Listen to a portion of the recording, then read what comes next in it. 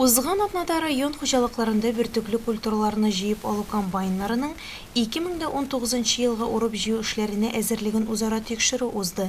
Комиссия составында район авыл хуҗалыгы идарәсе начальнигы урынбасары Азамат Тимуршин, идарәнең баш инженеры Рамил Мустафин, Гостехнадзор дәүләт инспекциясының баш инженер-инспекторы Валерий Пантелеймонов, әйдәп баручы белгеч эксперт, Илеш районы буенча өлкән дәүләт инженер-инспекторы Ирек Нуртдинов комбайннарның әзерлеген тикшерде, техник караулар оештырды. Шулай ук урып җыю кампаниясенә катнашасы комбайннарның механизаторлар белән комплектлануына ачыклык кертелде. Мөһим кампания барышында куркынычсызлык техникасын үтәү кагыйдәләре җиткерелде.